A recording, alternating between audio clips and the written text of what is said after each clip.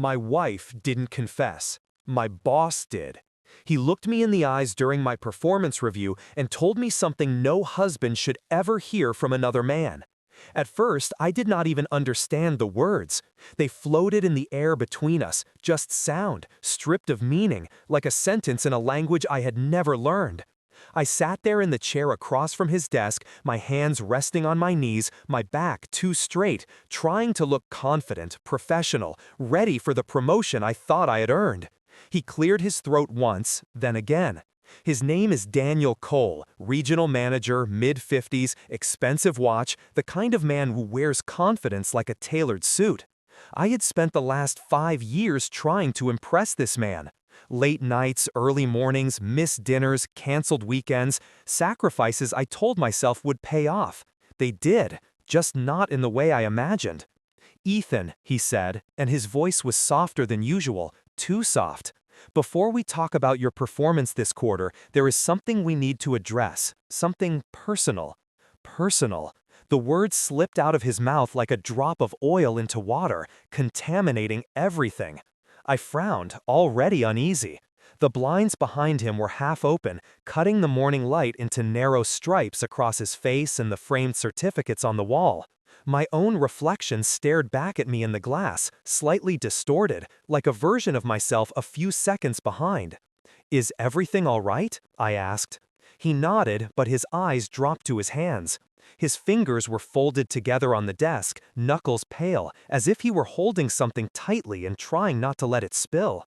"What I am about to say is going to hurt you," he said, "and I do not know any way to soften it, but you deserve to hear it from me." I felt my stomach tighten.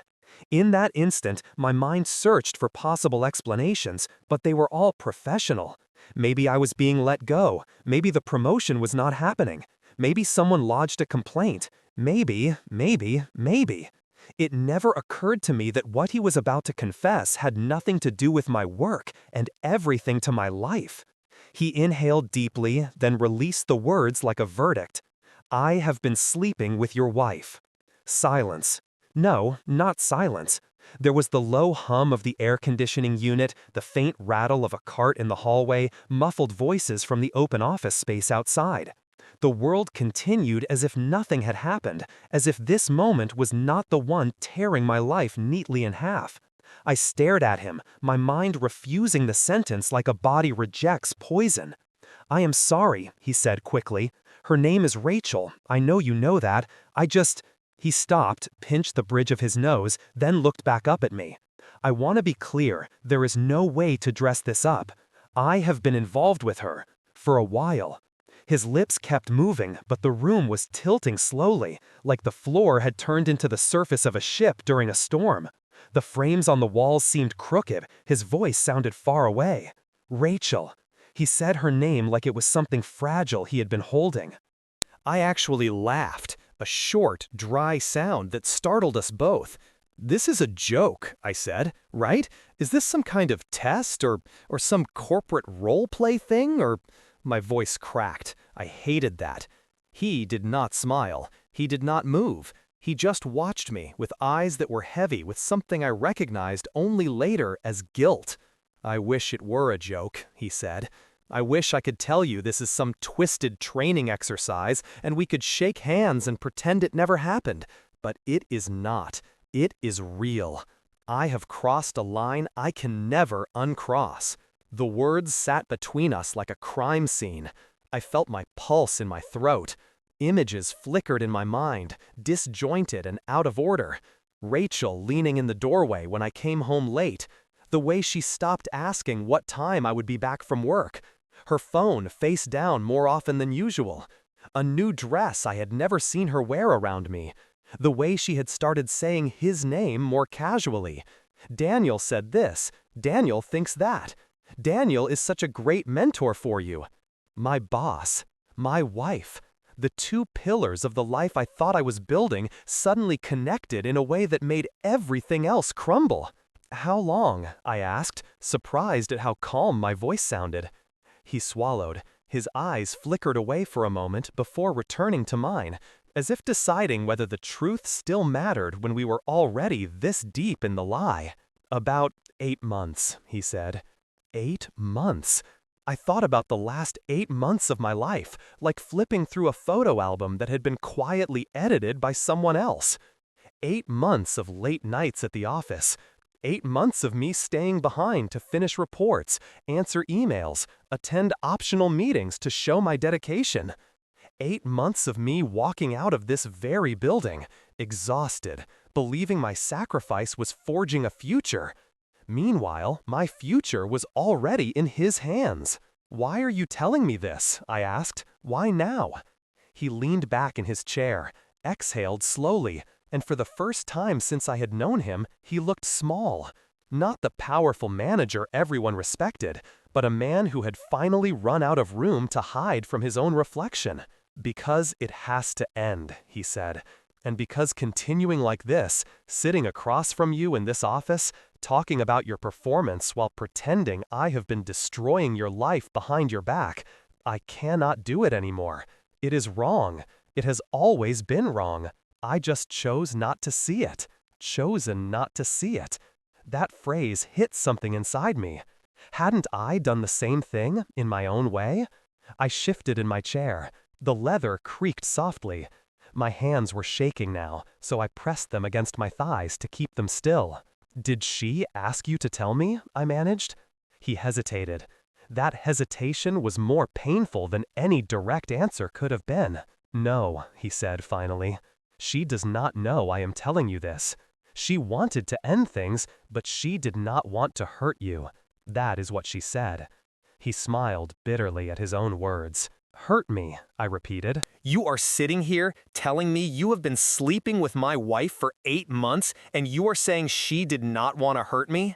"I am not asking for forgiveness," he said quickly. "I do not deserve it. I know that. I am just telling you what she said, how she framed it. She said she still loves you, that this was a mistake that went too far, that she felt seen, listened to, appreciated. I let that, it should not have. I felt something inside me snap, quietly, like a thread being cut. She felt seen, I said, by my boss. The title tasted toxic. Daniel's jaw tightened. He did not try to defend himself further.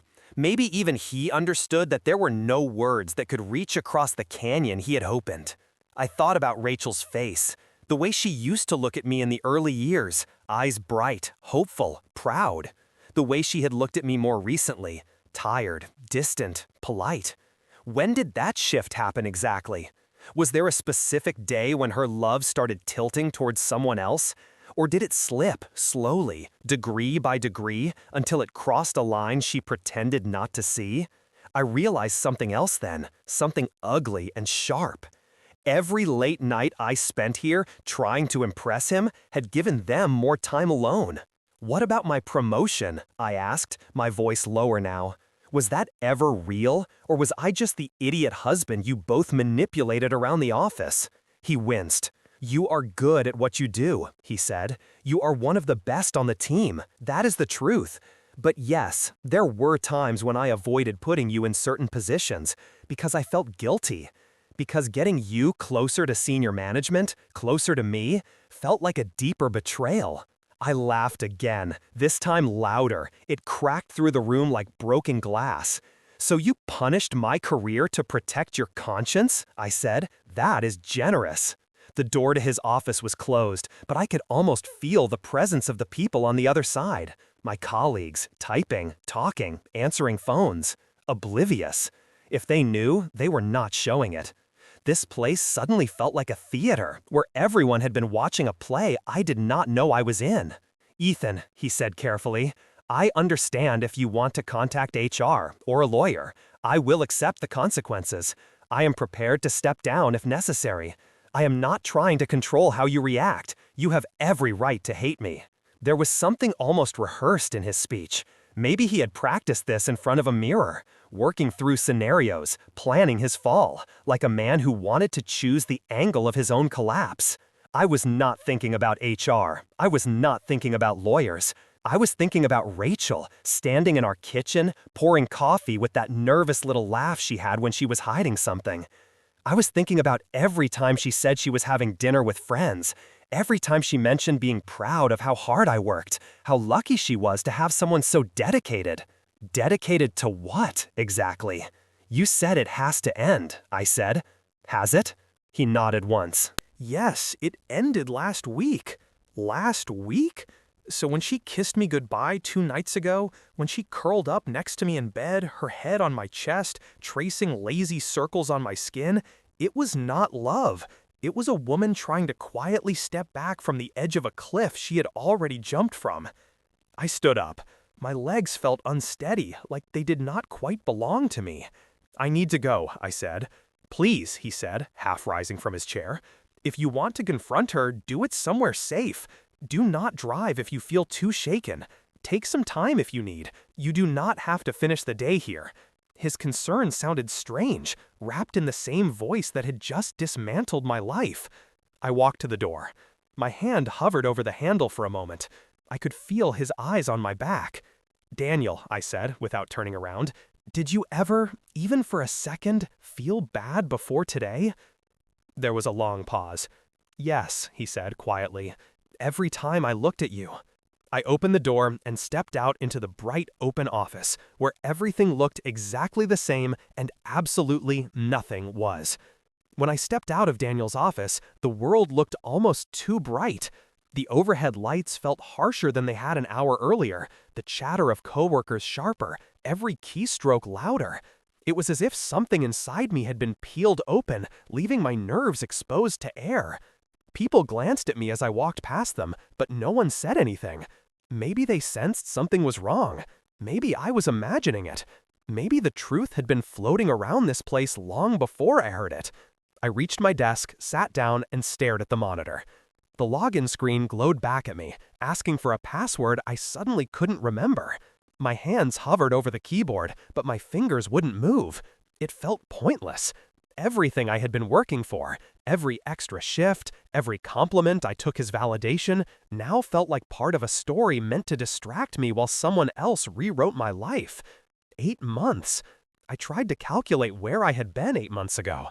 I remembered a night in late October when I stayed past midnight to finish a quarterly report. Rachel had texted me around 10:30, telling me she missed me and hoped I wasn't pushing myself too hard. She asked when I'd be home. I lied. I stayed hours longer, hoping Daniel would see my dedication. That was around the time she stopped waiting up for me. A message notification blipped on my screen. It snapped me out of my fog long enough for me to realize I had finally logged in, though I didn't recall typing anything. The message was from a coworker named Leah, asking if I was still joining the meeting in 20 minutes. Meeting. Right. The world was still functioning around me. My chest tightened. I couldn't sit in a conference room pretending my life wasn't collapsing. Not today. Not now. I replied that I wasn't feeling well and would be stepping out. It wasn't a lie. I felt sick in a way I had never felt before, like the ground had tilted beneath me and I hadn't found my footing yet. I opened my drawer, grabbed my keys, and stood. My phone buzzed in my pocket as I made my way to the exit, but I didn't check it. I wasn't ready to face whatever might be waiting for me there. Not yet. When the elevator doors closed, I saw my reflection in the metallic surface and almost didn't recognize the man staring back. My eyes looked hollow, my cheeks slightly drained of color. My jaw was clenched tight. The betrayal had already begun reshaping my face. The doors opened in the lobby, and I stepped out into the cold air. The sunlight felt wrong against my skin, like it belonged to a different day, a different version of me. My car was parked near the edge of the lot. As I approached it, a memory surfaced. Rachel sitting in the passenger seat months ago, smiling at me as we drove to visit her parents. She had reached over and intertwined her fingers with mine. I remembered feeling loved in that moment, feeling like everything was on track. Now I wondered where she had been emotionally even then. Had she already drifted toward him? Had their conversations begun? Was there a moment she realized she was slipping away from me? Or was it gradual, like erosion you don't notice until the land has shifted? I got into the car, closed the door, and just sat there with my hands gripping the wheel. I didn't start the engine. I didn't do anything. I let my head fall back against the seat and breathed in slowly, then out, trying to steady myself. My phone buzzed again and again. The vibration against my leg became impossible to ignore. I pulled it out and saw 3 messages from Rachel. The first, "Are you okay?" The second, "You're not answering." The third, "Should I come to your office?" I stared at the screen, feeling pressure in my temples. Did she know something? Did Daniel run to her? Did her conscience finally stir? Or was she just checking in because she sensed a shift in the air? I locked the phone without answering. The idea of going home felt unbearable. Home wasn't home anymore. It was a set, a stage, where scenes had been played behind my back. The couch wasn't just a couch, it was a place she had waited for me to leave. The table wasn't just a table, it was where she texted him while telling me she was planning our future. I closed my eyes and tried to breathe through the ache. When I opened them again, I found myself thinking back to when Rachel and I first met.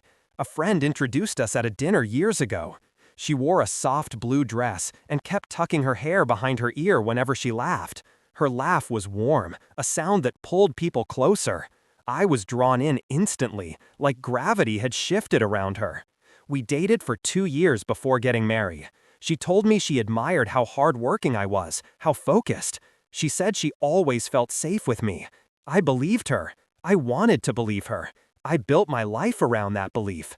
But love can crack without making noise. Sometimes the break happens silently, without warning, without a clear cause. And sometimes it happens because someone else starts listening to what you've stopped hearing. Had I stopped listening? The thought cut deeper than Daniel's confession. I ran a hand over my face and felt the tension in every muscle. What was I supposed to do now? Drive home and confront her? Call her? Sit with this truth until it settled into something sharp enough to use? My phone buzzed again. This time it was a call. Rachel. I let it ring until it stopped, the sound echoing in the car longer than it should have. A voicemail notification appeared, but I didn't open it. My chest felt heavy. I needed space. I needed air. I needed a moment where no one was looking at me, expecting something from me, pulling me toward a conversation I wasn't ready to have. I put the key in the ignition and started the engine. The hum of it felt grounding, like something solid in a day that had become liquid. Instead of driving home, I turned out of the parking lot and headed toward the river. There was a spot near the water where I sometimes went when work overwhelmed me, a place where the world felt quieter. The drive was a blur of stoplights and lanes and vague awareness of other cars moving beside me. My mind kept replaying Daniel's voice, those words I couldn't escape. "I have been sleeping with your wife." The sentence looped like a broken recording. When I reached the river, I parked beneath a tree whose branches cast shadows that swayed lightly in the breeze. I stepped out of the car and walked toward the water's edge. The current moved steadily, indifferent, carrying everything forward, whether it was ready to move or not. I stood there for a long time, trying to find a part of myself unaffected by what I had heard. I couldn't. Eventually, I pulled out my phone again. Rachel had sent another message. "I'm worried. Please tell me what's happening." I typed a response, deleted it, typed another, deleted that too. There was no sentence I could send that would hold the weight of what I knew. I put my phone back in my pocket and stared at the water, letting the wind crawl across my skin. I knew this quiet wouldn't last. I knew a confrontation was coming, but I also knew I couldn't walk into it without understanding how I had gotten here. Not just how she betrayed me, but how I missed it, and why. The river kept moving, steady and silent, while everything inside me churned. I stood there watching the water slip past, as if it carried pieces of my life downstream. I tried to gather my thoughts, to make sense of how 8 months of lies could fit into the last 8 hours of my day. But every time I tried to grasp a clear thread, it unraveled into something darker. I kept replaying small moments, insignificant at the time, now heavy with meaning. There was a night in early November, one I had forgotten until now. I came home late, exhausted, shoulders tight from a 14-hour shift. When I stepped inside, Rachel was sitting on the couch scrolling through her phone. She jumped slightly when she saw me. I laughed it off, teasing her for being jumpy. She said she hadn't expected me yet. That jump, now I could see it clearly. It wasn't surprise. It was guilt catching its breath. There were dozens of moments like that, moments my mind had placed on dusty shelves because they didn't fit the picture I wanted to keep. A new memory surfaced, one I had pushed deep without realizing. Back in December, Daniel and I were at a company holiday event. Rachel came along, wearing a black dress I had never seen before. She looked beautiful in a way that made the room feel smaller. When she and Daniel spoke briefly, I remember thinking their conversation looked unusually natural, like they shared an ease I hadn't expected. Later, she mentioned she liked him, said he was respectable, said he believed in me. Now I wondered if that evening was the turning point, or if the turning point had happened long before, but that was the first time I saw its shadow. My phone vibrated again in my pocket. I ignored it. I wasn't ready. I walked along the riverbank, letting the breeze clear the fog in my head. People were scattered across the park, living normal lives. A couple walked a dog. Two teenagers laughed at something on a screen. A jogger passed me, breathing heavily. None of them were carrying the weight I carried now. None of them were realizing in real time that the foundation of their life had been poured over a sinkhole. After a while, my legs felt heavy, so I sat on a bench facing the water. The wood creaked softly under me. I leaned forward, elbows on my knees, head lowered, breathing in the cold air until it stung. I tried to think like someone outside my life looking in. If this were a story told by someone else, how would I interpret it? Would I blame the husband for working too much? The wife for wanting attention? The boss for crossing a line no decent person should cross? Or would I accept what people rarely admit, that betrayal doesn't happen because of a single flaw, but because of a series of quiet decisions no one notices until they collide? My phone buzzed again. This time the vibration didn't stop. A call. I took it out quickly, expecting Rachel, but it wasn't her. It was my sister, Ava. I hesitated before answering. When I finally picked up, her voice filled the silence around me. "Hey, where are you? Rachel called me. She's worried."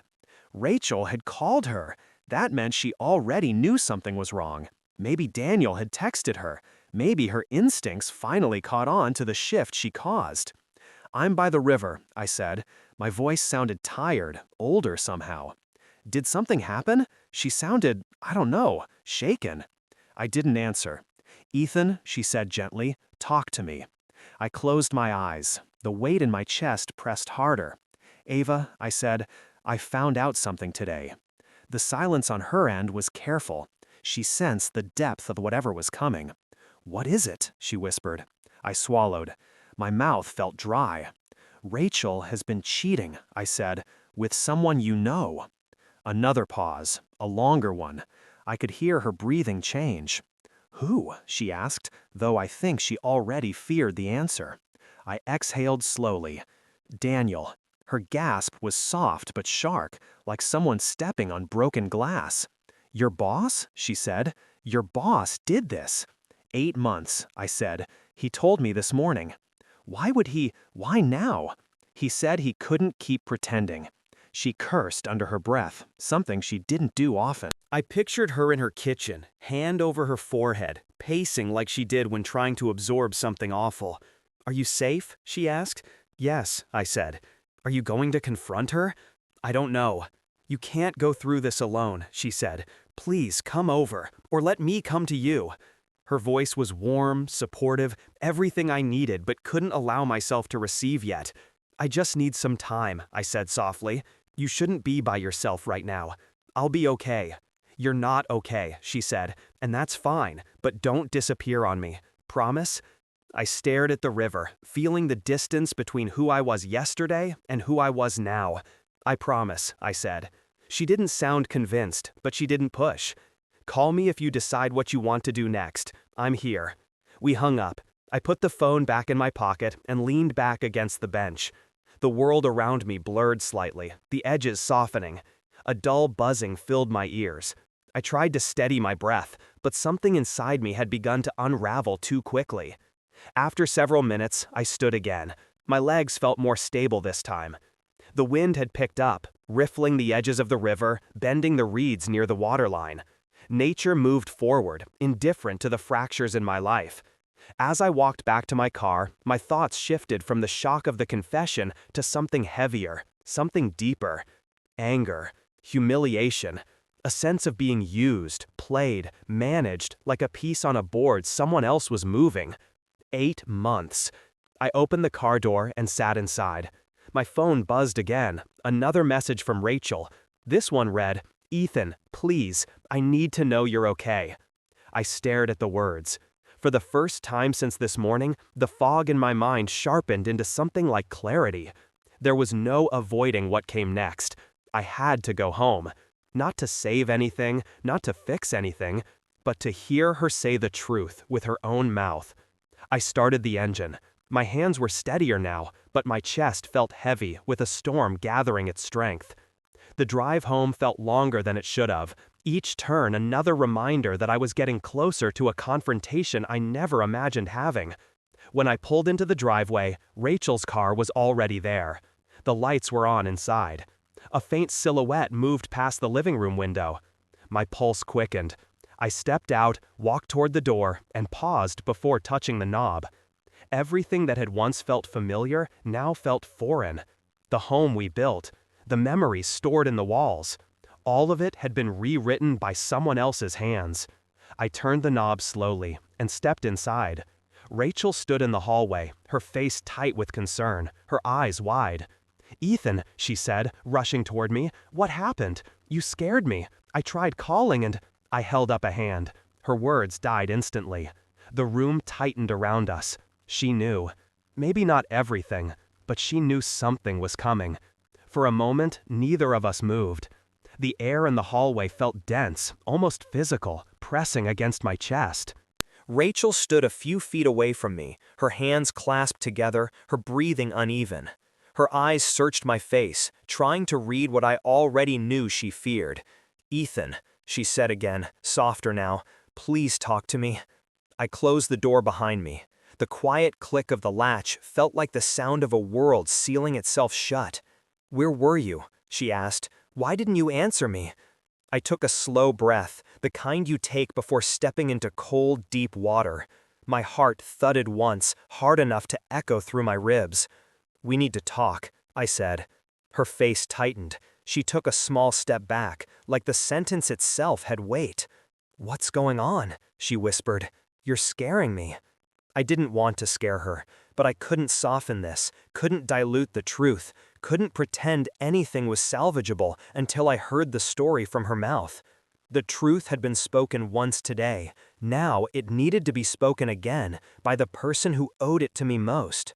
I walked past her into the living room. She followed me slowly. I sat on the edge of the couch, my hands pressed together in front of me. She stood for a moment, uncertain, then sat across from me in the chair by the window. The distance between us felt like a canyon. "Rachel," I said quietly, "I spoke to Daniel today." Her reaction was immediate, too immediate. Her breath hitched, just a fraction, barely audible, but I heard it. Her eyes flicked away for half a second, then back to me. Her fingers gripped the armrest of the chair. The truth was already bleeding through her expressions. What do you mean?" she said, her voice trembling just enough to betray her. I watched her closely. He told me everything. Silence swallowed the room.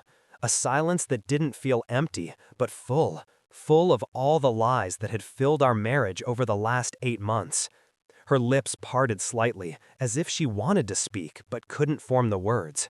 Her eyes glistened, and she blinked rapidly, struggling to hold herself together. "Ethan," she whispered, I can explain." The phrase scraped something inside me raw. I leaned back, forcing myself to stay calm. "Then do it. Explain." She inhaled shakily and wiped at her cheek, though no tears had fallen yet. She looked like she was fighting to align her thoughts, to find a version of the truth she could live with. Or maybe she was searching for the least painful angle, though there was no such thing in a moment like this. "Please," she said, her voice barely stable, "please tell me exactly what he said." I held her gaze. "That he has been sleeping with you for 8 months. Her hands flew to her mouth. She shook her head once, then again, as if trying to physically push the words away. "Oh God," she murmured. "Oh God, no, no, he wasn't supposed to." She stopped herself abruptly, her face blanching as she realized what she had just revealed. I let the silence stretch, a mirror reflecting the truth she could no longer outrun. Her shoulders caved in. Her hands dropped to her lap. She looked at the floor, unable to look at me anymore. "It was supposed to end quietly," she whispered. The sentence struck like a blade. "Quietly?" I repeated. "So I never found out?" She pressed her hands to her face. "I wasn't trying to hurt you, I swear. I swear I wasn't. I don't know how it happened. It wasn't supposed to happen. It just—" I lifted a hand, stopping her rambling. "Don't tell me it just happened. That's not an explanation. That's an excuse." Her breath hitched again. Tears finally spilled over, streaking down her cheeks. But the sight of her crying didn't soften me. If anything, it sharpened everything. She lowered her hand slowly. Her eyes were red, glossy, wounded. Or maybe she was just frightened of the consequences finally catching up to her. "Ethan," she said, voice trembling, "I never stopped loving you." My jaw tightened. "You had an interesting way of showing it." She flinched, then nodded slowly, painfully. I know I did. And I'm not asking you to forgive me. I'm not even asking you to understand. I need you to know I didn't fall out of love with you. I was just lonely." The word echoed through the room like a distortion. "Lonely," I repeated. "While living with me? While I was working myself into exhaustion trying to build something for us?" "I didn't want you to work that much," she said desperately. "I told you that. I told you I needed more time with you. I told you over and over." "And when I didn't change fast enough," I said, my voice low, "you went to him?" Her silence was answer enough. She wiped her eyes again, her breath trembling. "I didn't go to him. Not at first. He was just supportive. He listened. He asked about me. He made me feel seen in ways I hadn't felt in years." The words were knives disguised as confessions. "So my boss," I said, "filled the gaps you say I left?" She looked like she wanted to deny it, but the truth hung between us like a heavy, immovable object. "I didn't mean for it to go that far," she whispered. "The first time, I didn't even recognize myself. It was like I stepped outside my life and watched myself make the worst mistake, and I still didn't stop it." "The first time," I murmured, in admission that there were many more afterward. Her face broke then, guilt flooding her features in a way I had never seen. "I tried to end it, several times, but every time I did, he would say something. He would remind me how unhappy I was, how neglected I felt, and I would fall back into it." I felt a tightness building in my chest, but I stayed still. "Did you ever think about what this would do to me?" I asked. Her eyes filled again. "Every single day." "And you still did it?" She nodded helplessly. A long, heavy silence stretched between us. Finally, she whispered, "I'm so sorry." The words floated in the air, weak, thin, useless. I looked at her, at the woman I had married, the woman I had trusted with every part of myself, the woman who had built a secret life inside the cracks of our marriage. "What do you want from me right now?" I asked quietly. She shook her head with a broken breath. "I don't want anything. I know I don't deserve anything. I just didn't want you to find out like this." "How was I supposed to find out?" I asked. "Was I never supposed to?" Her face twisted with pain. "I wanted to end it and work on us again. I wanted to fix things. I just didn't know how to tell you." "You don't fix a marriage by burning it down," I said.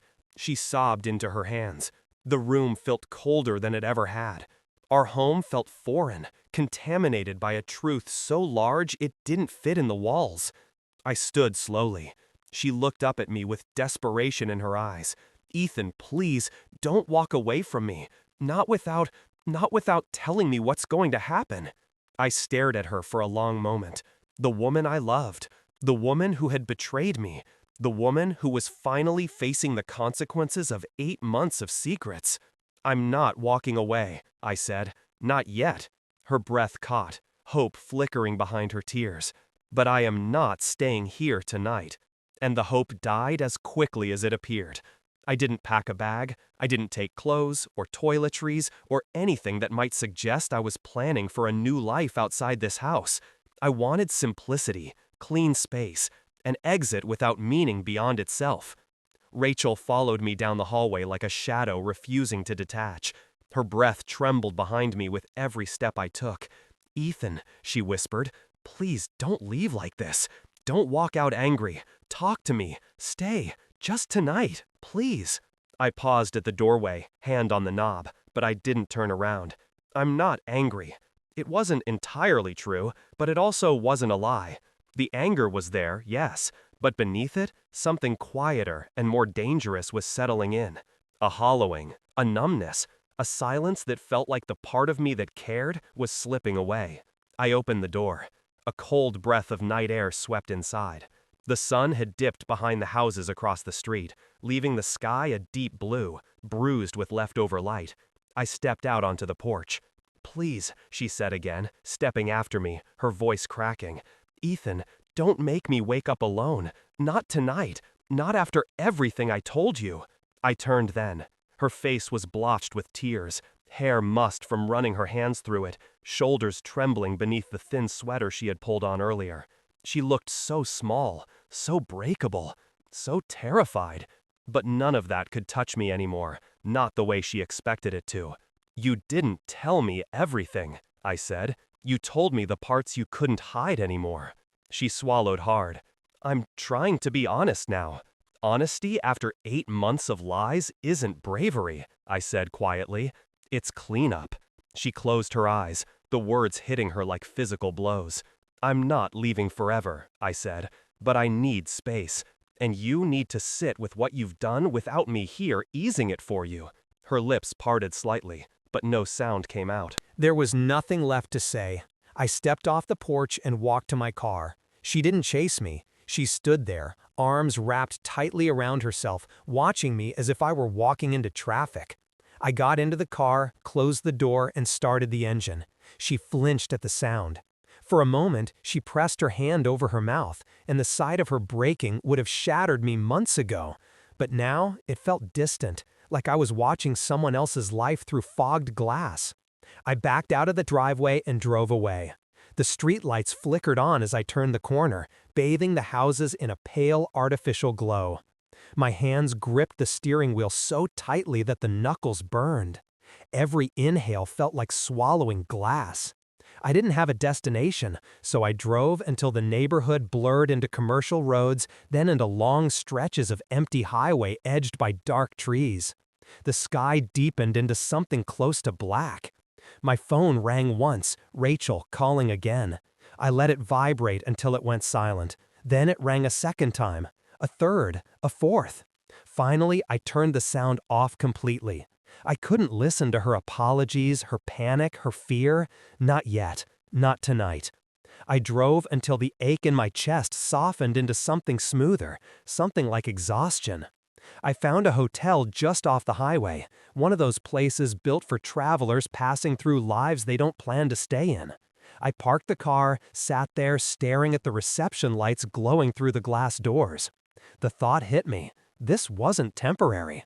Not in the emotional sense. Something fundamental had shifted. Even if I went back home tomorrow, nothing would ever be the same. Inside the hotel lobby, the air smelled faintly of industrial cleaner and cheap citrus. A young man behind the desk smiled politely when I approached. "Checking in?" I hesitated a second before nodding. My voice came out steady enough. "Yes, just for the night." He tapped at the keyboard with cheerful indifference, unaware that he was helping someone check into the first night of a broken marriage. After he handed me the keycard, I rode the elevator to the 3rd floor. The hallway was quiet, the carpet muffling my footsteps. I unlocked the door to my room and stepped inside. The room was plain. A bed with fresh sheets, a desk, a lamp, a TV bolted to the wall. Nothing personal, nothing shared, nothing familiar. I dropped my keys on the dresser and sat on the edge of the bed. The silence here was different, an emptiness that didn't try to comfort or judge. It just existed, neutral and indifferent. I lay back, staring at the ceiling. That was when the anger finally arrived. Slow, hot, rising from deep inside my chest like something erupting after simmering too long. Not loud anger, not the kind that shouts or throws things, but a still, seething force. A betrayal like this didn't deserve noise. It deserved clarity. Daniel had not just slept with my wife. He had manipulated my career, altered my life decisions, shaped my path in ways I never noticed. Every disappointment, every meeting I didn't get invited to, every promotion delayed. How much of that was guilt? How much of it was him trying to push me away to quiet the voice in his head that said he was destroying a man who trusted him? And Rachel, she had built a second life in the shadows of my work. I had left the door open for her affair by overworking, yes, but she had walked through that door on her own. She had made the call. She had chosen secrecy over honesty. She had chosen momentary emotional gratification over the long-term consequences. 8 months. 8 months of being two people, one for me, one for him. I closed my eyes, letting the anger settle into something more precise, something shaped like resolve. Tomorrow, I would speak to her again, not as a broken man, not as someone begging for reasons. Tomorrow, I would confront what she truly wanted. Tomorrow, I would decide what came next, not out of emotion, but out of truth. Tonight, though, I let myself lie in the unfamiliar quiet of a hotel bed, with nothing but the hum of the air conditioner and the faint traffic on the highway to keep me company. For the first time in 8 months, the lies weren't in the room with me, but the truth was. Morning came without asking how I felt about it. The hotel curtains glowed faintly with the first light, a soft gray that bled into the room and pushed away whatever darkness had managed to settle overnight. I opened my eyes slowly, not because I was rested, but because staying asleep felt like agreeing to return to the life I had left on my doorstep the night before. My phone lay face down on the nightstand. I hesitated before picking it up, half expecting to find no messages at all. Instead, the screen lit with a row of missed calls and texts, Rachel's name over and over, like a heartbeat growing more frantic with each repetition. "Ethan, please call me. I can't sleep. I'm so sorry. Please come home. We can talk. Just tell me you're safe. I love you." The words, "I love you," sat at the bottom of the screen like a weight. They carried none of the sweetness they once did, only the bitter echo of two lives that had just collided and shattered. I set the phone down again. For several minutes, I lay still, staring at the ceiling, listening to the quiet hum of the building. A cart rolled down the hallway. A door closed somewhere. Life continued with its usual rhythm, indifferent to how mine had been abruptly derailed. Eventually, I sat up. My body felt heavy, like I was moving through thick air. Every motion required intention. Every thought came layered with the new awareness of betrayal. But today was the day I confronted her. Not the version of her that cried in the hallway, but the version that had existed for 8 months without me knowing. The woman who had made choices in silence. The woman who had crossed lines and convinced herself she could draw them back again. I showered quickly, letting the water run hot enough to sting. It didn't wash away anything, but it grounded me. Small rituals do that sometimes. After checking out of the hotel, I drove slowly through the morning traffic. The world looked different, more fragile, more artificial, like it was made of glass panels held together by intentions no one really understood. My hands tightened on the steering wheel every time my mind replayed something Rachel had said the night before. It was supposed to end quietly, so I was meant to keep living in a story I never got to read. By the time I pulled into the driveway, the sun had fully risen. Rachel's car was still there. The curtains in the living room were drawn, and the porch light, one she always turned off before bed, was still on. She hadn't slept. I stepped out of the car and walked to the door. My pulse picked up speed, not from fear, but from the anticipation of something final. When I reached the door, I paused, took a long breath, and opened it. Rachel was sitting at the kitchen table, still wearing the same clothes as last night. Her hair was tied up messily, her eyes swollen from crying. The moment she saw me, she stood quickly, her breath trembling. "Ethan," she whispered, "thank God." I closed the door behind me, but I didn't move closer to her. "Sit," I said. She obeyed without hesitation. I took the chair across from her, the table between us like a line neither of us dared to cross. "I'm here to hear everything," I said. "Not excuses, not softened versions, the truth, all of it." Her lips pressed tightly together, her hands trembled in her lap. For a moment, she looked younger, like someone who had lost the script of a role she'd been performing too long.